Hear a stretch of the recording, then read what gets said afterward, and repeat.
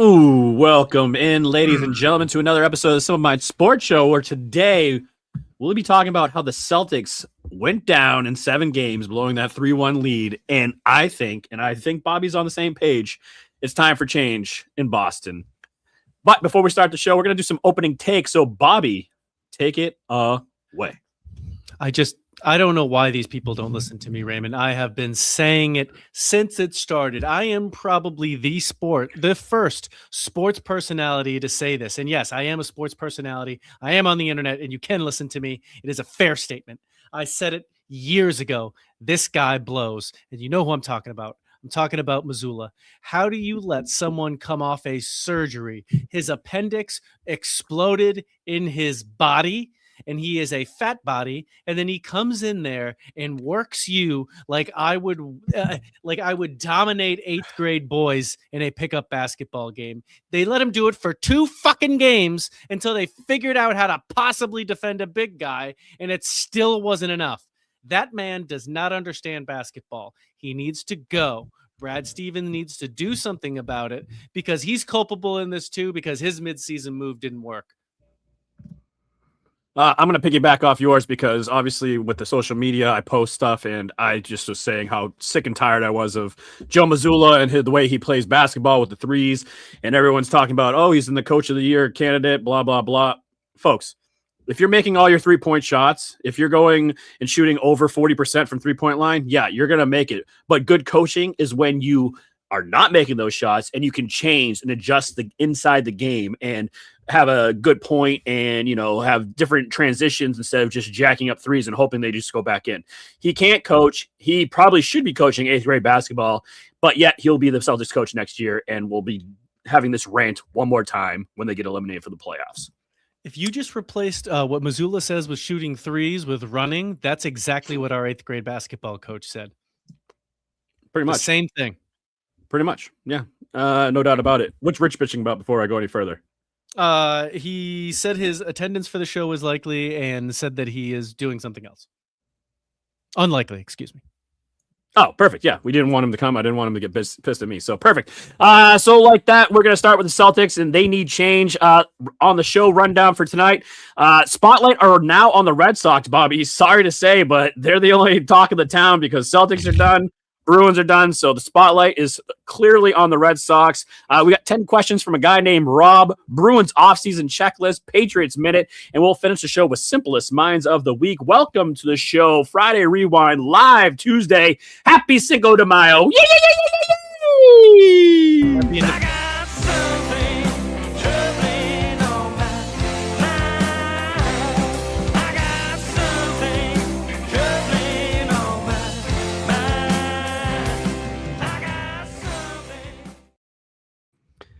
Before we get started, Bobby, just do us a favor, folks. If you're watching right now, hit that subscribe button. It's very easy. You just go, whoop, subscribe, give us a little rating, give us a review, tell your friends, and always tell your mothers. So, Bobby, let's start Celtics. For the first time in franchise history, they blow a 3-1 series lead. Bobby, is it time for change? It's, you're asking the wrong guy. This is obviously, we all know the answer to what I was going to say to this, but this is, again, the continued culmination of when you have a basketball philosophy that is basically just shoot threes, hit this percentage, and we win the game. And there is nothing else in between that has anything to do with basketball. And then also, hey, we found out the Boston supporting cast kind of blows. What was the starting lineup in Game 7? Ron Harper Jr., Luka Garza, and Baylor Shireman. Yeah, exactly. The second you pull Tatum off that team, you're shining up a turd, okay? That team wasn't good enough. And also, we do have to look at the makeup of that roster because that team wasn't good enough. To Bobby, I said that to you come the trade deadline that they should be buyers, and you said no, they should wait for next year when Tatum's fully healthy. It came back to bite them. They lost to a play-in team, so once again, I was right. The makeup of this team is terrible. You had no bigs. I mean, you had Keita, who had some decent moments, but then you got Vucevic that you got from Chicago, and how many minutes did he have during the Game 7? That would be zero. Game 6, I believe, too. Yeah. So what was the Sweet whole point of trade. trading for this guy that you didn't even want to play because you didn't have faith in him? Like, I don't understand. Yeah, he had a bad game 5, but still give him some minutes. Give him some minutes. See what he can do in a game 7 when the spotlight's on and the going gets tough. Put him in there and see what happens. But instead, they just sat him, and then Embiid dominated that third quarter. Just whatever he wanted to do, he was doing it. And yeah, rest is history. Mazzulla let Joel Embiid absolutely dictate the pace of the game for 2 games. They just played his basketball. They didn't do anything that you would normally do when you have a big man and you don't have a requisite also big man to just counter him straight up like they used to with Al Horford. Raymond, did they try and get him in foul trouble? Nope. Did they try to tire him out by making his ass run? Nope. Did they move him off the fucking block? Nope. They didn't do anything. They literally did nothing. They let him sit there and do everything. There are simple basketball tactics you can do. They didn't do anything for 2 games. They let him get back into it. They deserve to lose. They put their small forward / shooting guard on him and hope that the heart and soul of the Celtics, Jaylen Brown, could slow him down. And all Jaylen Brown, Joel Embiid kept doing to him is like, "You're too small for me, bro. Like, I'm just going to body you inside." Like, and they kept getting the mismatch. They'd set a screen, and then it was a mismatch. Jaylen Brown was on him, and he was just doing that. That third quarter was the biggest disaster. I thought the first quarter was going to be bad when they went 0 for 6 to start the game from 3-point line. That third quarter, awful. Awful basketball to watch. And anyone that was like a Joe Mazzulla fanboy has his underwear on and the green team footy pajamas. Come on. Like, the writing's on the wall. This guy can't coach. And don't give me the shit that he's coach of the year candidate, all this. Like, yeah, you got a good player. You got great players. You got 2 top 10 NBA players on your team. But when it gets bad, good coaches like Phil Jackson, Eric Spoelstra, Popovich, these guys would be able to adjust and, all right, this isn't working, boys. Let's call a timeout. This is what we're going to do now. Drive inside, no more threes. Like, play this drop down basketball that they were doing on the outside on the perimeter. Maxey was just getting to the hole. Like, he was burning guys and just going around them. They had no answers. Joe Mazzulla had 0 answers for what the Philadelphia 76ers were doing. Nick Nurse put that guy in a locker and stuffed him in there and said, "Fucking nerd, basketball sucks." Anybody that still defends Joe Mazzulla doesn't know a fucking thing about basketball. I am sorry. They don't understand how a sport is played. They don't get it. Let's look at the Pistons and Magic series. It was flipped. It was the same thing. Pistons were losing. JD Bickerstaff, a coach worth his salt, fucking changed everything, and they came back and won the game, and the other guy got canned.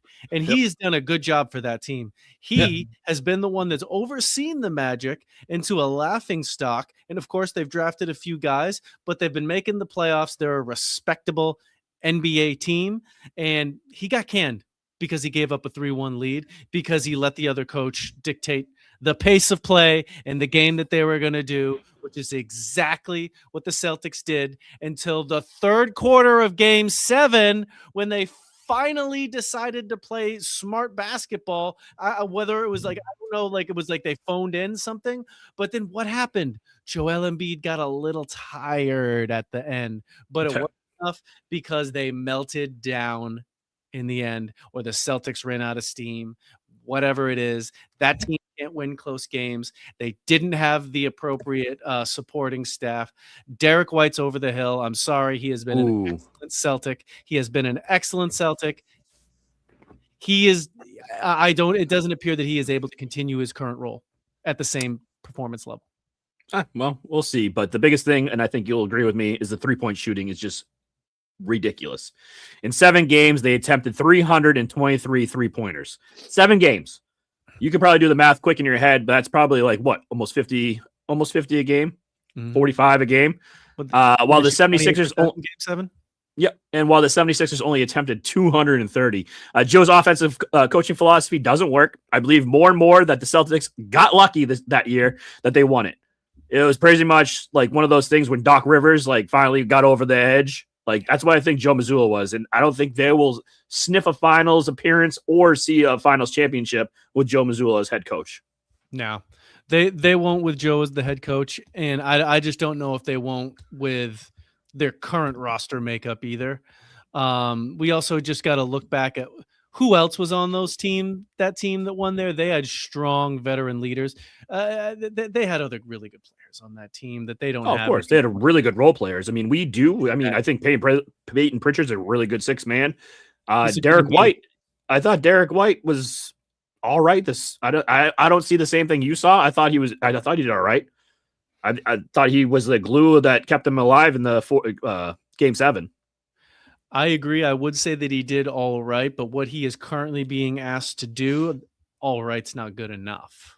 Gotcha. Now, we'll see it when Jayson Tatum comes back full. You know, he says he was at 80%. He's one leg is bigger than the other of mine. Fuck you, Jayson Tatum. Well, speaking of Jayson Tatum, he notified the team 45 minutes before in game 7 that he's a no-go. Should he have played? Could he have played? Does it? I don't know. Like, you give him shit because he didn't go game 7? I thought he actually had a really good explanation. Did you hear the explanation that he said? Basically, he went through. He said that this was an inevitable thing that it was going to happen, but it happened at literally the worst possible moment. Yeah. I think that that's actually the truth. I feel like now I don't know if it was Jayson Tatum saying that specifically. I don't know if I believe if he's the one that said he wouldn't go or he was held out of that game.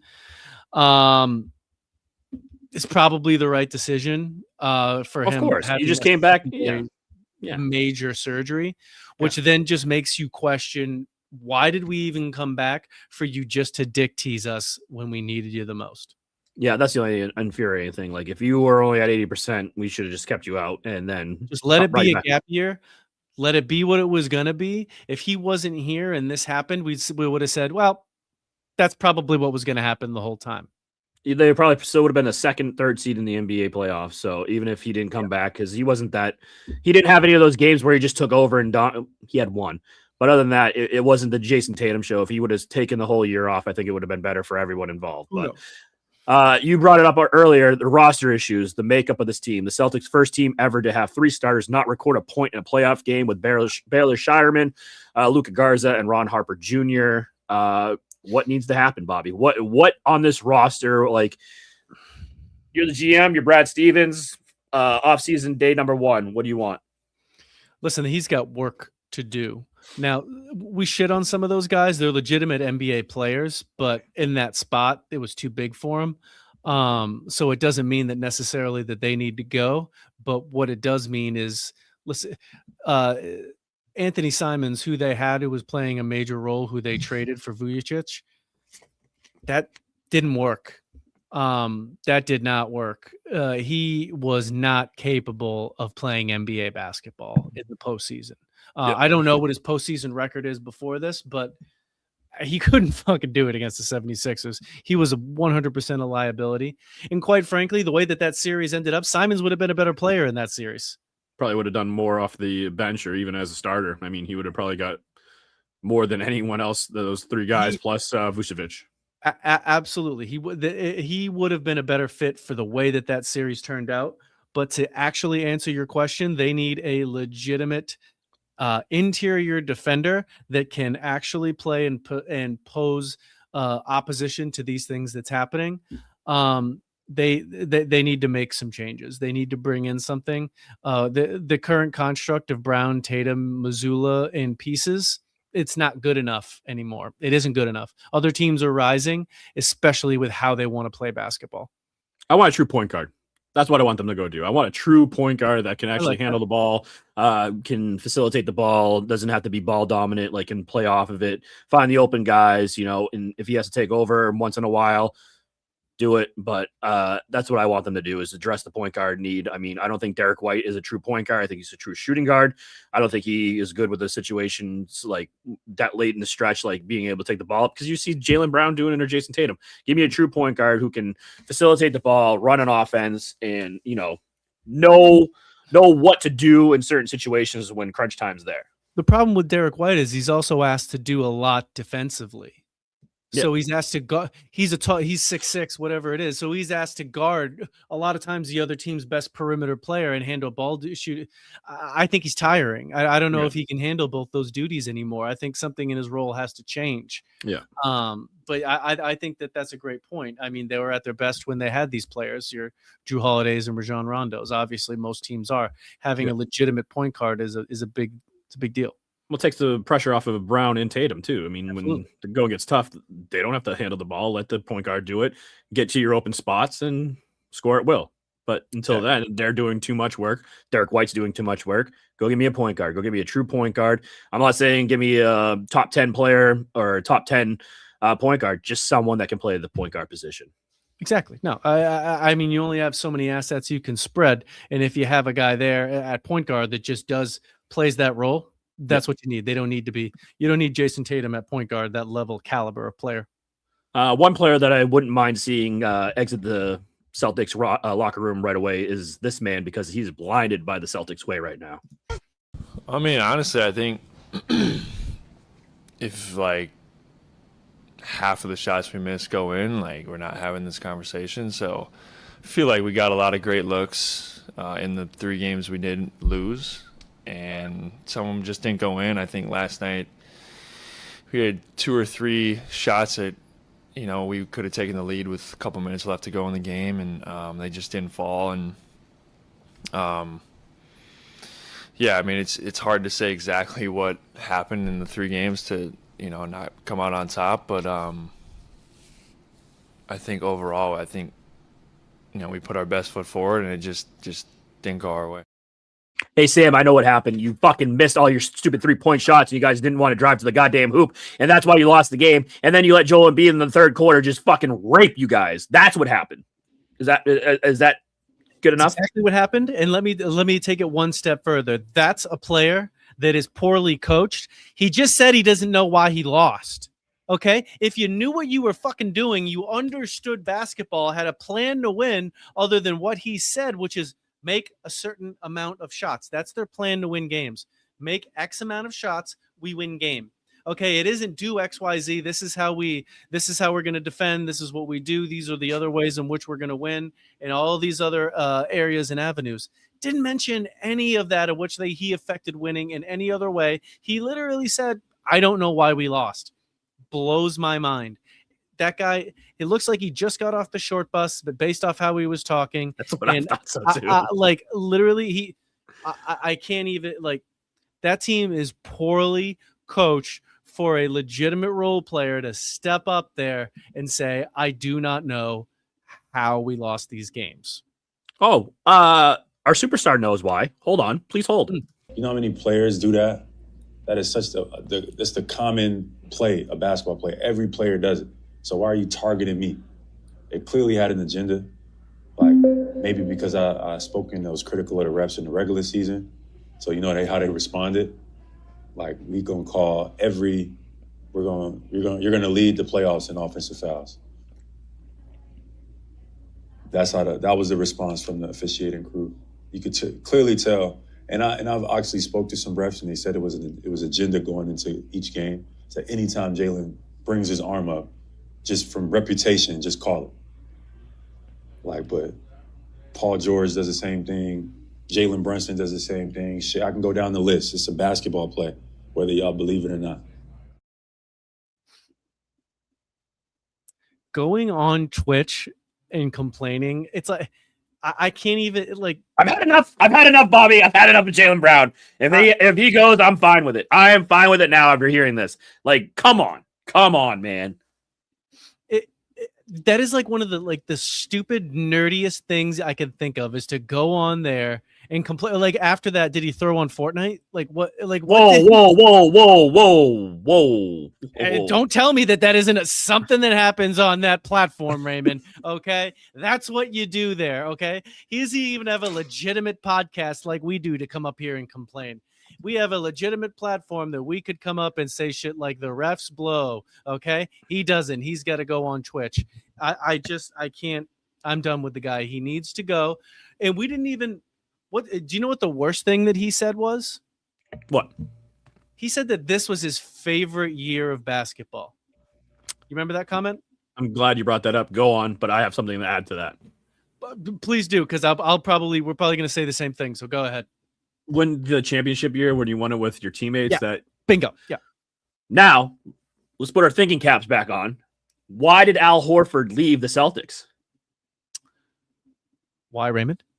Because he wanted more money, and there was something else that basketball wasn't fun, and he wanted to have fun again. Yeah.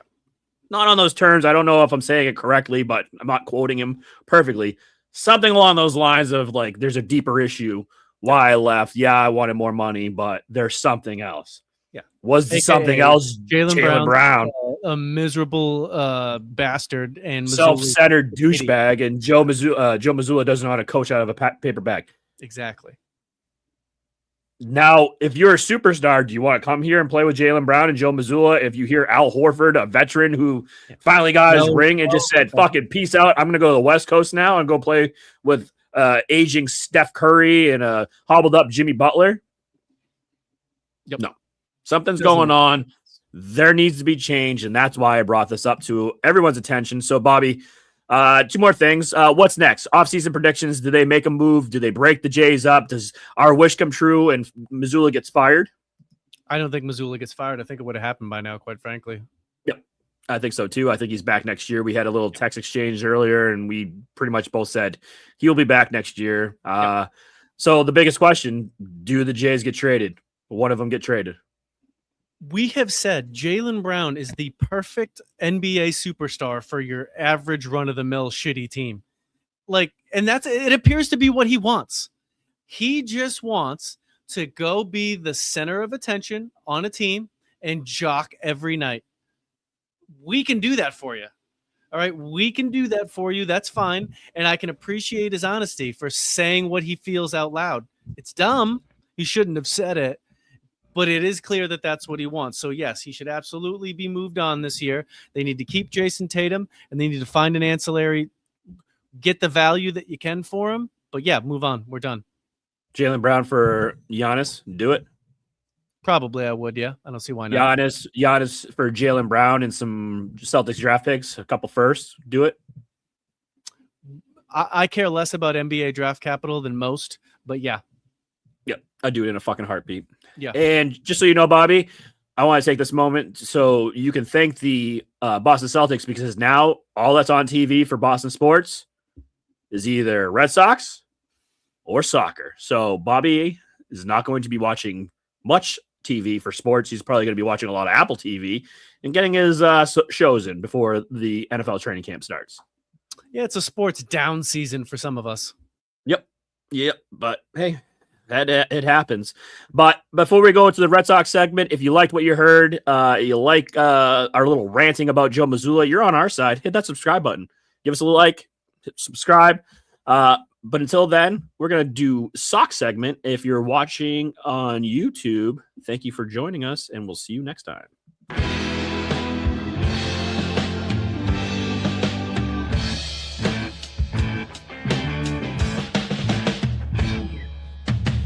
I was getting late. Lights began to fade. All right, Bobby, this might go pretty quick, but the only team in town right now, the spotlight's on them, is the Boston Red Sox. They're 14-21. They're playing the Detroit Tigers right now. I don't know how they're doing, but Bobby, how does this make you feel that you now have to talk weekly until probably the middle of July, until the Patriots training camp gets kicking up, getting going? It's going to be Red Sox baseball for 2 months. How you feel? I will do my best to sidetrack these things. I will come up with you won't hear more segment ideas from me than you will in the next couple weeks. I'll be coming up with ideas left and right about shit to talk about. So yeah, that's generally what I feel. Well, one thing that you can talk about, Bobby, is the injury bug comes at the worst time now that everyone's talking about the Red Sox or has to watch him, because Garrett Crochet was placed on the IL. And last night, Roman Anthony leaves the game after a check swing. This comes on the worst possible swing. He gets hurt. Baseball players are such fucking pussies. It happened to him last year, too, I think. I think the same fucking thing happened. It was like that oblique or back injury. So, yeah, there's no timetable for him coming back. But this the is the way worst these time. guys practice at baseball now. They don't. They have these like unbalanced bodies with how they do things. Like they're Yeah. just not like all they do is one thing. Yeah, but your two big stars on the team pretty much done. So you have that to worry about. But then not only is the injury bug going to the Red Sox, but the clubhouse is in shambles because players are blaming other players for poor play through the media. Wilson Contreras, the new guy that came up from St. Louis, called out young players' inexperience, prompting Marcella Meyer to fire back publicly. Will this get you a little enticed, Bobby? I want to hear about the desperate housewives of Boston Red Sox. Yeah. Yeah, it's pretty much what you're going to get because basically he's calling out all the young kids, Meyer, Anthony, Duran, pretty much saying their inexperience is why this team is slacking right now. And then Marcelo Mayer's like, "Shut up, you old bitch." I don't know what he said in like to counter him, but yeah, pretty much it's the Spider-Man meme just going around. Everyone's pointing a finger because of the poor play. They're third in the AL, like back third from last in the AL right now. So the Red Sox are a fucking trash show. People are pointing at people. You got Chad Tracy, the new manager, coming in, and all he's done is AAA baseball. He doesn't know what he's fucking doing. Like he's never had to deal with these veteran guys making millions and millions of dollars. All he's ever had to deal with is Roman Anthony coming up and Marcelo Meyer coming up and fucking Jaron Duran. Now you got these guys that are just calling out people, and the clubhouse is a mess. I fucking absolutely love it. And who could trust a guy named Chad Tracy? That's not exactly a strong name there. You should have gone Dick. You go Dick Tracy there all day, every day. Speaking of Dick Tracy, is the team too big for him? Can he navigate this team out of this rough stretch right now, Bobby? Well, considering what he was left with by the core regime and by what the front office has left him, and it seems like every player that Boston brings through either gains an air of cunty arrogance or they had it all along. So I don't know how you manage this. They need to just absolutely cleanse that place. There's just an absolute air of dysfunction in the clubhouse. Well, they did say he was the not the interim manager. He was the interim manager. Mm-hmm. So they're obviously going to look either later in the season or in the off season for his replacement.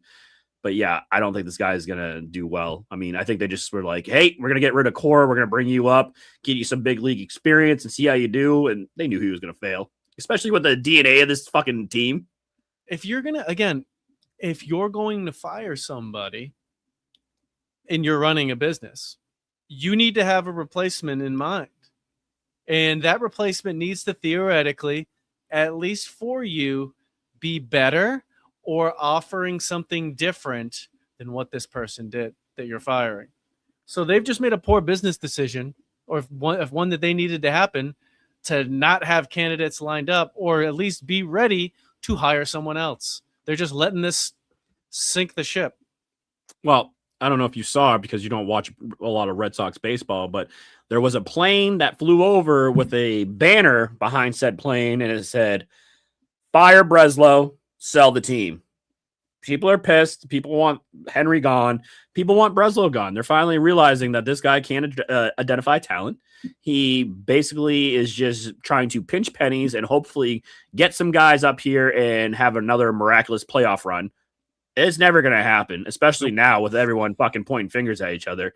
It is time for when the offseason comes, because they're not going to do it now, but changes for the Red Sox? Yes. Get rid of Breslow. Bring in a real GM. If you want someone that is going to pinch pennies, you need him to be able to identify talent. So you need to find a guy that can identify cheap talent and bring him in and have a winning roster. Until then, you're just going to throw fucking rocks at the wall and nothing's ever going to stick. But yeah, like I said a month ago, Bobby, as I predicted, Alex Cora was not going to make May. Toot toot, I was right. And here comes the being in on everybody. Fan-sided Chris Landers has named the Red Sox as the top potential suitor for Houston Astros slugger Yordan Alvarez. Once again, toot toot, I was right. They're going to be in on every big name fucking player, and they're not going to get anybody. It's going to be one of those things where, well, we were there. We were just a little off on the money. We're a little off on what they wanted in return. That's just such a sick name, Yordan Alvarez. It I'm probably sounds like saying it wrong. It sounds like what was the movie with Charlie Sheen when he was? That sounds like the slugger from the movie there. Like what's his the Jamaican guy from Big Leagues. Oh, Yeah, Major League, yeah. Major League, yeah. Oh, you It's got like no a cool marble, yeah. Yeah, the guy fucking- that had the the voodoo, doll. it wasn't a voodoo. No, it was a It was voodoo. was it Oh voodoo? no, Yeah. no, it wasn't voodoo. It wasn't voodoo. It was the other. I know, yeah, the doll. But yeah, he had a He's got doll. some, like cool name like that. That's who Yordan Alvarez reminds me of. Get him here. I want him. Well, Bobby, this team really needs is a new front office change, roster moves, etc. Like they just need a whole new remodel, but it won't happen till the offseason. So Nope. Or ever. So next week, join us again when we talk more about how this team's disappointing because they're the only ones on TV right now and that we can bitch about. So if you like it, if you are mad like we are about the Boston Red Sox, hit that subscribe button. Give us a like, give us a follow, tell your friends, tell your mothers. And until then, we're going to throw it over to 10 questions from a guy named Rob.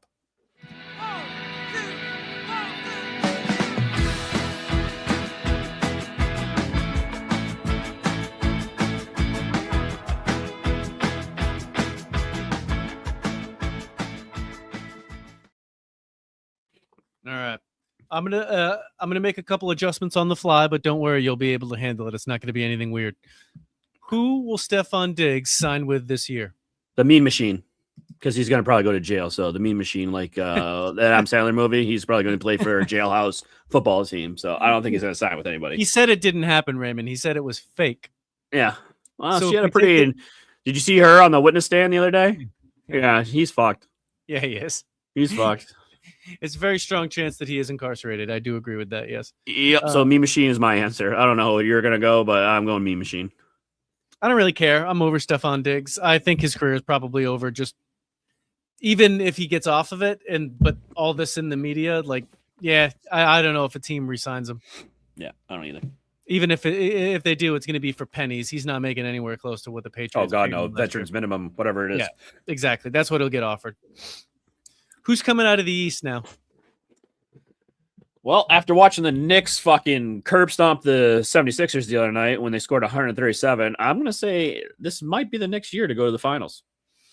I hope it's the Knicks or the Pistons. I don't think anybody wants to watch the 76ers or the Cavaliers. I don't think anybody wants to watch that shit. But I do hope it's the Knicks. They at least play basketball. The fans are fucking awesome. I mean, I know that we're rivals and stuff, but their fans are fucking passionate. They are. It'd be cool to see them in the finals. I mean, now that we're out and we didn't get eliminated by them, so we don't have to hear from the Knicks fans, but it'd be cool to see them go to the finals and see what they can do against the West. I agree. Yep. And I agree with you on the Knicks, and they play basketball. So I like Jalen Brunson too. Like, he is a great point guard. That's what I would want a point guard like that on the Celtics for sure. Exactly. But I mean, he's not an arrogant, cunty guy. I mean, Cat is something. He's special. But until then, so until then, like, I think it's the Knicks. Yeah, give it to you. So this is what I'm going to switch on you. Should the NBA adopt a loan system similar to soccer for players? You know how soccer players, they do on loans where they don't necessarily get traded, but for like a season, Jaylen Brown would go to the Bucks. Well, it's different because you go like through different leagues and stuff like that. So you'd have to. I do know that it's different. I know what you're talking. I know what you mean with soccer, but I'm just trying to apply it because I think in basketball, there's. So how would that work? So you'd go. So Jaylen Brown would go to Milwaukee for Giannis for a year and then come back. No, that would be a trade. It would just be for a player. So like, I know it would be just like Jaylen Brown. It'd be more something like Shilerman, Derek White. Like he goes to the Knicks. The Knicks pay his salary. Gotcha.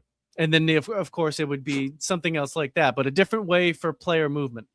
I gotcha. Yeah, whatever. NBA. I mean, Adam Silver loves the European soccer, so he'll probably bring that and initiate it sooner than later.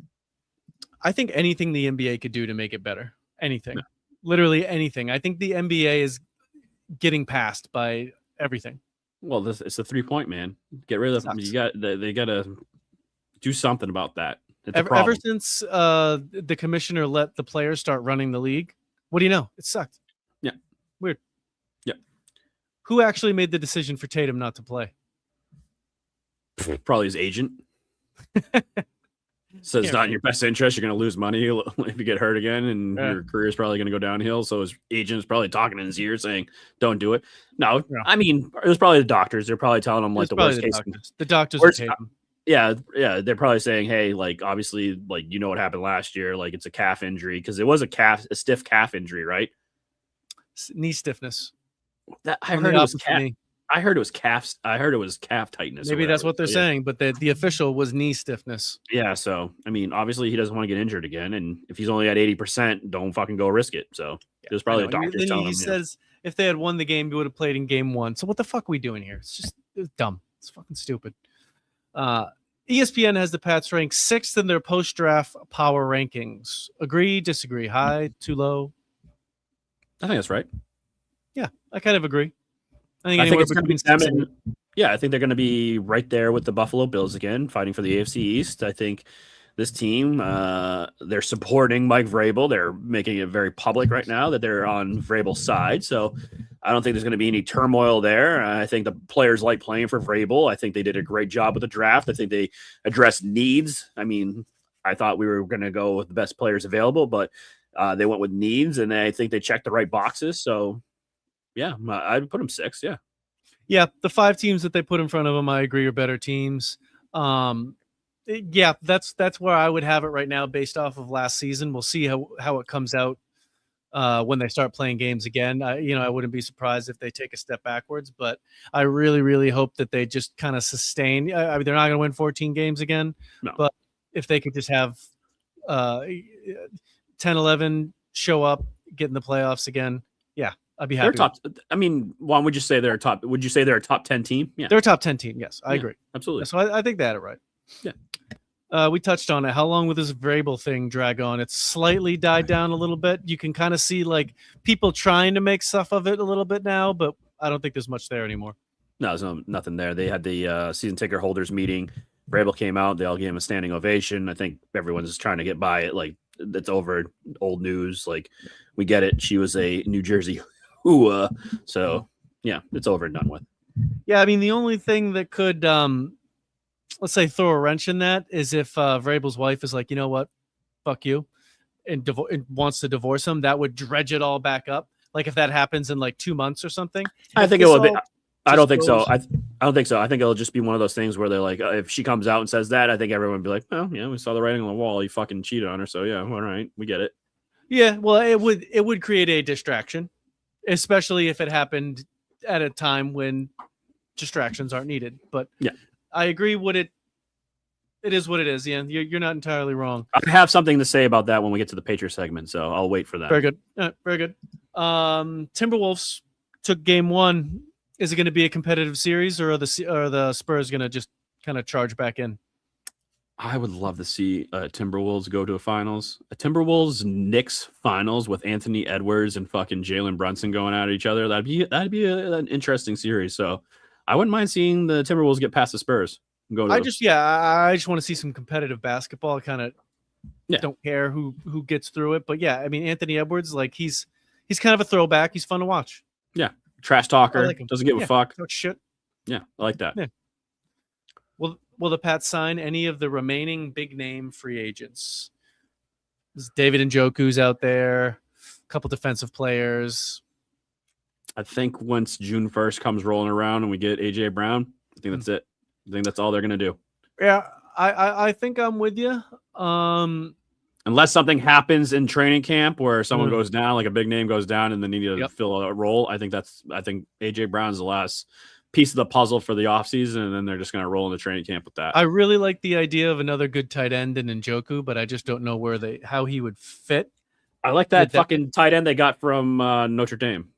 Yeah, so do I. So you're going to have him on the roster. You're going to have Hunter Henry.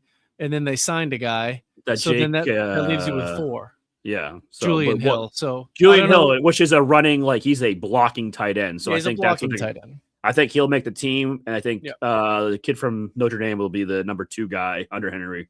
Obviously tight end number 1. Yeah. So we'll see how it shakes down. Any thoughts from the Met Gala, Raymond? I just saw a lot of people dressed up like weirdos. I don't get it. I don't understand it. I know. Not my cup of tea. I saw Sam. What's his name? The guy that goes, Sam, whatever. You too. He's a British guy. I saw Uh-huh. him dressed up. He was dressed very weird, like Yeah. huge high heel boots, and like people were dragging up his fucking cape or whatever he had on. Like I don't get it, but to each his own. I certainly don't understand fashion, and I don't understand why people watch this shit. Get a life, losers. Will we ever do a show with all three of us again with any consistency? Goddamn right, Bobby. Check in next week when we have all three of us back. Tuesday, 8:30. Tell your friends. I Tell your haven't committed yet. Fuck you. Fuck, you're right. All right. Well, hopefully, if we're all back next week, hit that subscribe button. Tell your friends. Tell your mothers. Leave a comment. We'll get back to you. I'm a keyboard warrior. I'll fucking go at it with you. So, Absolutely. if you're watching live, we'll be right back with some. Yeah, if you're watching live, we'll be right back with the Bruins segment. But if you're not, thank you for joining, and we'll see you next time.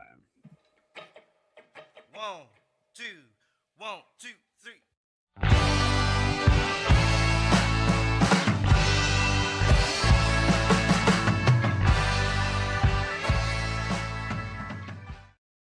Bobby, these allergies are for the fucking birds right now. I'm just telling you right Nothing now. worse. No, I fucking hate springtime. I fucking hate allergies. It would make it better if I was actually watching playoff sports, but no, You get none.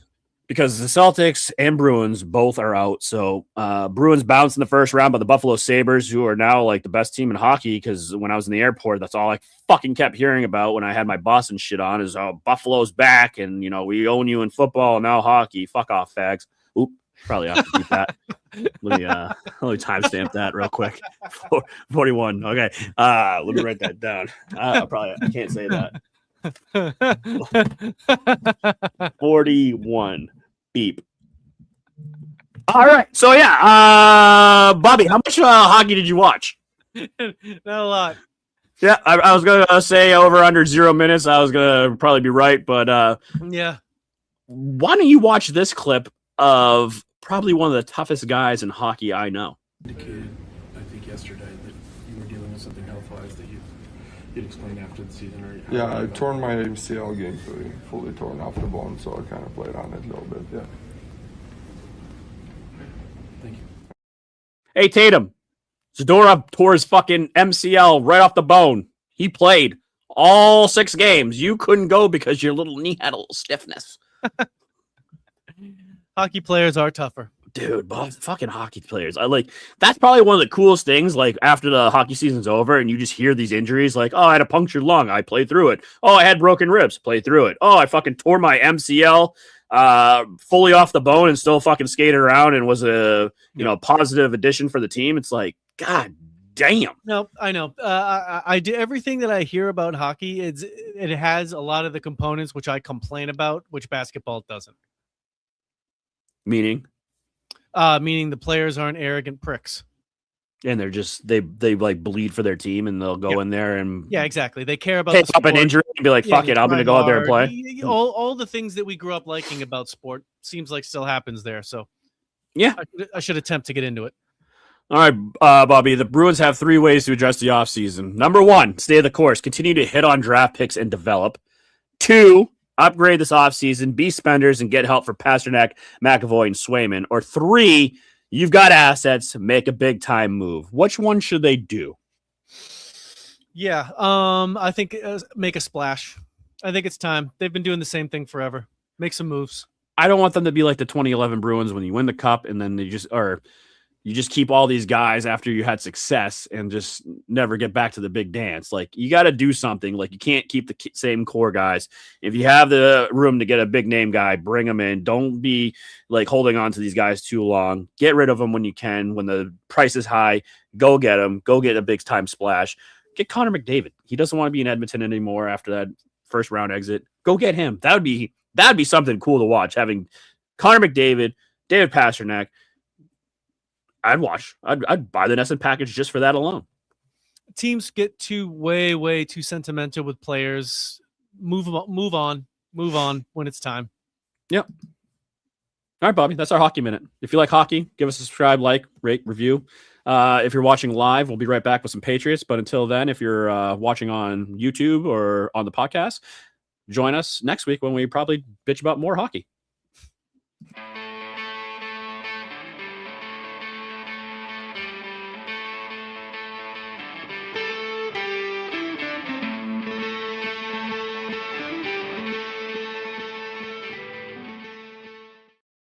We haven't had a beep in a long time. Now I'm gonna have to figure out how to do the beeps again. I mean, it was such an aggressive one. It was awesome. I know, and it was like one of those things where I said it and I knew I shouldn't have said it, but it was like, It was just shit. like I just felt the anger from when you were being berated by these people in the airport. They're pissing me off. But big news for Patriots. Not a lot, but there's some. Patriots season ticket holders were invited in for Patriots meet and greet, and they gave Mike Vrabel a standing ovation when he was brought in. Is all said and forgotten for Mike Vrabel right now, Bobby? I think from what it sounds like, most people don't really give a shit about what he does outside of the football field. I just wish there were some pictures or something where you could see those fun bags from Diana Rossini because, I just want to see what she's working with there. Those things are fucking massive, Well, you could ask Mike Vrabel one day. Yeah, and like I said earlier, the Patriots players are supporting him too. I know Christian Gonzalez came out and was very supportive of Mike Vrabel. Other players have come out and gave their support. So I think all is forgotten. I think this will be something that we forget about, like the pink cocaine with Stephon Diggs last summer. Like we all forgot about because, you just go out there, you win games, everyone forgets. If you're losing, then everyone's going to bring it up. But I don't see this team losing a lot of games. So. Other big news, Patriots and AJ Brown trade remain on track. Schefter reported pretty much, June 1st, it's going to happen. My question to you, Bobby, and maybe you can answer this for me. How is this not tampering?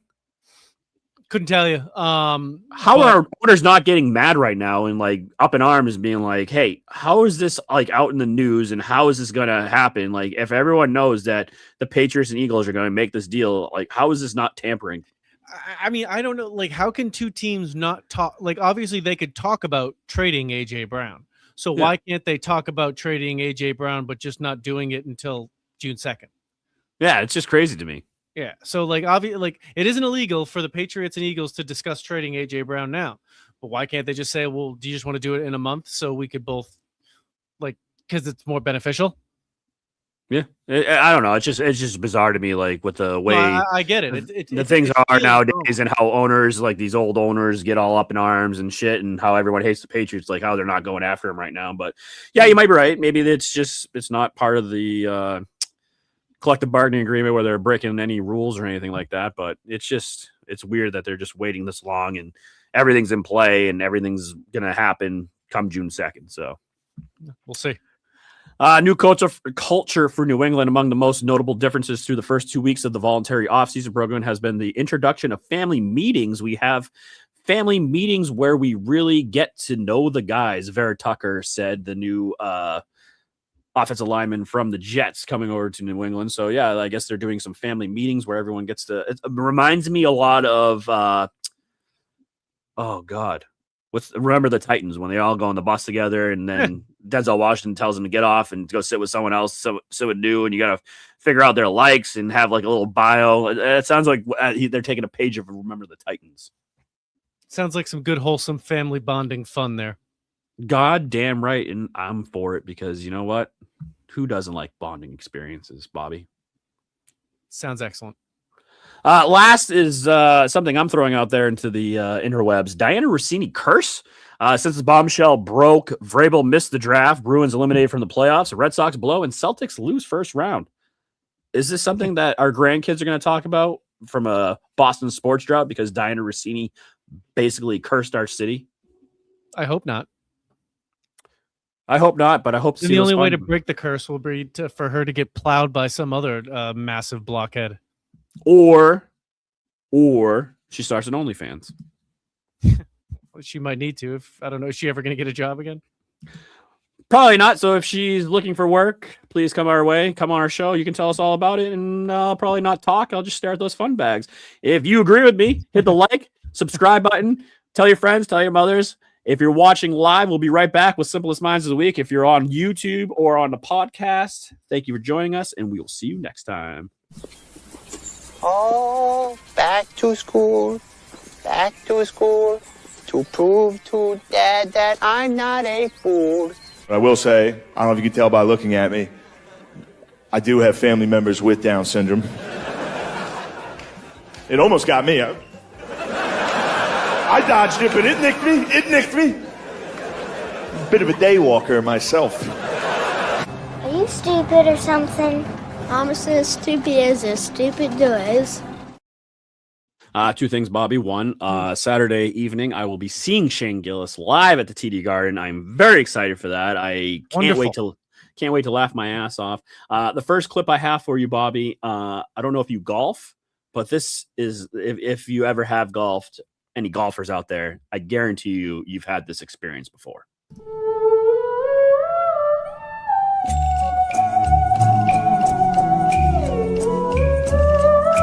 Guarantee this is on the first hole. Guaranteed. He throws his little cart there because he can't even carry his clubs. What a dweeb. Yeah, I mean, it's golf season, ladies and gentlemen, up in New England. Like, the weather's finally breaking. Everyone's out there. I mean, I've never thrown a club. I've seen people throw clubs, but I've thrown a ball. Like, it's the ball's fault that I can't make that putt, or the ball's fault that I fucking slice my shot. So, yeah, I feel this young man's pain. We've all been there if you've golfed before, but yeah, I've never gone to the extreme of throwing my cart, my golf cart, my bag, and all that, because it's fucking expensive. Yeah, exactly. I've heard golf is an expensive hobby. Yeah, a very expensive hobby. Very, very fucking expensive hobby. The next one I have is nice weather's coming. It's boat season, ladies and gentlemen, and I call this one "Looks Good from Here."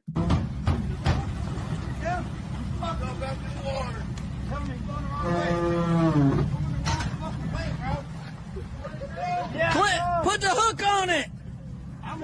No, fuck it. Just peel out. Oh my God.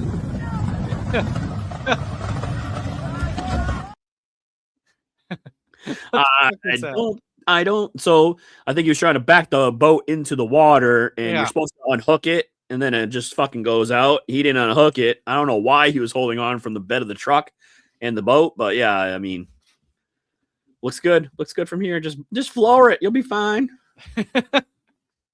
Next one is a big time OSHA violation, but it's called ladder use 101. Hey, you coming straight over the middle, or are you gonna go? I'm gonna go over there eventually, but I'm gonna start right here instead. First problem, your wife's helping you.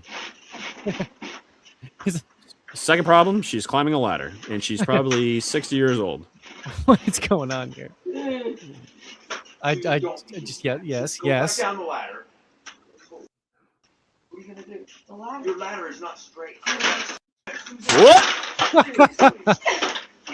Oh!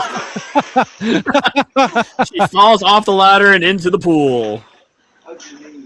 She's lucky she didn't die. Did you hear him? How's your knees? They're okay. Pool's cold. Nips are fucking beaming out there, but yeah, fucking. That's why you don't ever have your wife help you. You call a friend. Say, hey, I got a 12-pack. Come over here. I need some help. They're the worst. Yeah. The next one is the Katy Perry hit song, Baby, You're a Firework. There we go. Heavy falling, gang. Oh!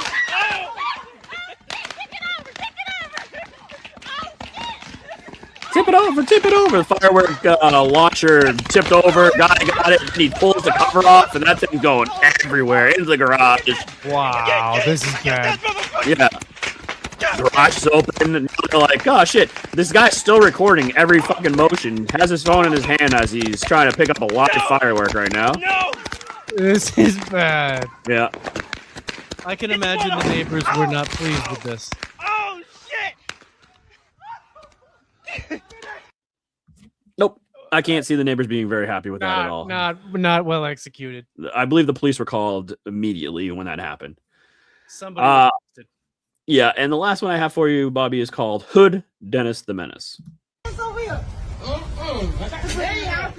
Nice little family barbecue down south. Everyone's on the truck, charcoal grill. This little lad that I'm calling Dennis the Menace, stick some firecrackers in there. Is he hiding them? That little shit. Not letting anyone know. As you can see, the grill's going now.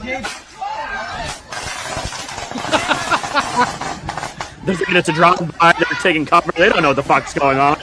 Dennis the Menace is at it again. Everyone take cover! Everyone take cover! They think it's a fucking drive-by.